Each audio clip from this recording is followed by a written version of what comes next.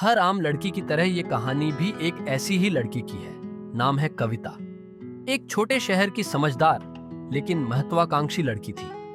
उसके सपनों की उड़ान बड़ी थी, पर हालात हमेशा उसे जमीन पर खींच लेते थे। परिवार की जिम्मेदारियां, पैसों की कमी और समाज की बातें, इन सब के बीच भी कविता ने कभी हार नहीं मानी। उसे यकीन था कि अगर मेहनत सच्ची हो तो वक्त एक दिन जरूर बदलेगा।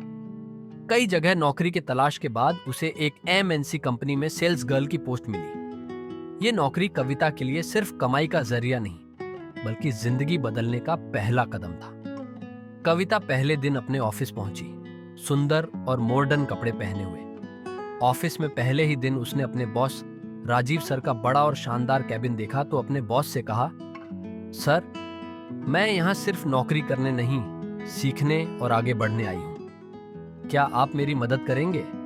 राजीव मुस्कुराए और बोले, बहुत अच्छा कविता, आज कैबिन में मिलना। कविता ने इसे एक अच्छा संकेत माना। उसे लगा कि बॉस उसे कुछ सिखाना चाहते हैं, पर कविता नहीं जानती थी कि राजीव के मन में क्या चल रहा है। कविता का वो दिन अच्छा बीता, लेकिन दूसरे दिन राजीव ने फिर कहा, कविता, आज कैबिन में मिलना। तीसरे दिन भी वही बात, चौथे दिन भी। अब ये आज कैबिन में मिलना सुनकर कविता को अजीब लगने लगा। ऑफिस में कुछ दूसरी लड़कियां थीं, नेहा, पूजा, शालिनी। उन्हें कविता का सीधा सादा स्वभाव पसंद नहीं आता था। वो अक्सर उसके पीछे फुसफुसाती, देखना, जल्दी ही ये बॉस की फेवरेट बन जाएगी। हर रोज कैबिन में जाती है, कुछ तो चल रहा है। कविता को ये बातें सुनाई देती थीं। पहले तो उसने नजरअंदाज किया, पर धीरे धीरे मन में डर और शक दोनों बढ़ने लगे। अब जब भी राजीव सर कहते, कविता, आज कैबिन में मिलना, उसके अंदर हलचल मच जाती। वो सोचने लगी, बाकी सबको तो सर कुछ नहीं कहते, सिर्फ मुझे ही क्यों? वो अपने आप को समझाने की कोशिश करती, शायद मैं मेहनत से काम करती हूं, इसलिए सर मुझे केबिन में बुलाते हैं। लेकिन जब वो बाकी लड़कियों की हंसी सुनती, उसका आत्मविश्वास हिल जाता। एक दिन उसने अपनी सहेली से कहा, नेहा, अगर मुझे कुछ हो जाए तो तुम क्या करोगी? नेहा हंसते हुए बोली, डरती क्यों है? बोलना, मना कर दे कैबिन जाने से। कविता ने कहा, मना करूंगी तो नौकरी चली जाएगी। अब उसके मन में इतना डर बैठ गया कि उसने कई बार पुलिस में शिकायत करने का सोचा। उसने फोन भी उठाया, लेकिन हर बार उंगलियां कांपने लगती। उसे लगता, अगर मैं गलत हुई तो मेरी बदनामी हो जाएगी, लोग क्या कहेंगे?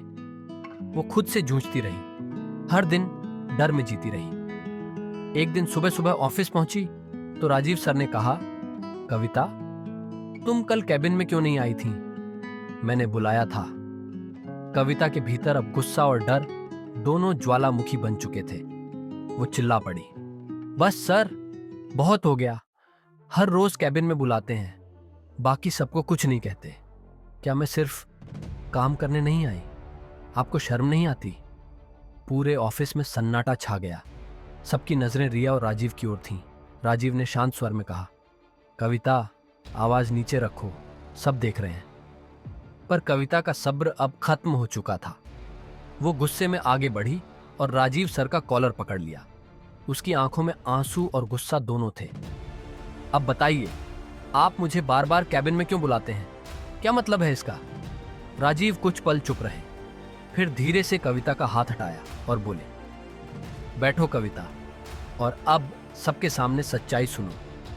उन्होंने टेबल से एक फाइल निकाली और बोले, ये वो प्रोजेक्ट है जो मैंने तुम्हें दिया था। तुम इस कंपनी की सबसे मेहनती लड़की हो। मैं तुम्हें आगे बढ़ते देखना चाहता था। बाकी लड़कियां तुम्हारे खिलाफ थीं। अगर मैं सबके सामने तुम्हें सिखाता तो वो और भी ज्यादा जलती, गुस्सा करती। इसलिए मैं तुम्हें अलग से ट्रेनिंग देता था ताकि कोई तुम्हारे खिलाफ ना बोले। कविता हैरान हो गई। उसने ऐसे तो कभी सोचा ही नहीं था। राजीव आगे बोले, और हाँ, ये रिपोर्ट देखो, तुम्हारा नाम अगले प्रमोशन के लिए भेजा गया है। पर अब समझो, दुनिया हमेशा वैसी नहीं होती जैसी दिखती है। कविता की आंखों से आंसू बह निकले। वो बोली, सर, मैंने आपको गलत समझा, मैं बहुत शर्मिंदा हूं। राजीव ने मुस्कुराते हुए कहा, कोई बात नहीं कविता, इंसान की सोच वही है जो उसके हालात बनाते हैं। लेकिन याद रखना, शक हमेशा सच्चाई को चोट पहुंचाता है।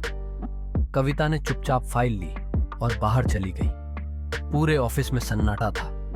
बाकी लड़कियां जो अब तक उस पर हंसती थीं, वो भी चुप थीं, क्योंकि सच्चाई अब सबके सामने थी। कुछ महीने बीते। कविता ने खुद को बदल लिया। वो पहले से ज्यादा आत्मविश्वास के साथ काम करने लगी। अब उसे किसी की बातों की परवाह नहीं थी। राजीव ने उसे कई नए प्रोजेक्ट दिए और धीरे धीरे वो कंपनी की टॉप सेल्स एग्जीक्यूटिव बन गई। 1 साल बाद जब प्रमोशन लिस्ट आई तो सबसे ऊपर नाम था कविता, ब्रांच हेड। उसी दिन राजीव सर ने कहा, कविता, अब तुम संभालो ये ऑफिस। कविता ने मुस्कुराते हुए कहा, सर, अगर उस दिन आप सच्चाई नहीं बताते तो शायद मैं यहां तक कभी नहीं पहुंचती। राजीव बोले, यही जिंदगी है कविता। कभी कभी लोग तुम्हारे इरादों पर शक करेंगे, पर तुम अपनी नीयत साफ रखो, समय खुद सच्चाई दिखा देगा। अब कविता जब अपने नए स्टाफ से कहती, आज कैबिन में मिलना, तो सबके चेहरों पर मुस्कान होती थी, डर नहीं, क्योंकि अब वो जान चुकी थी कि कैबिन सिर्फ 4 दीवारें में नहीं, वो जगह है जहां इंसान या तो टूटता है या खुद को बना लेता है।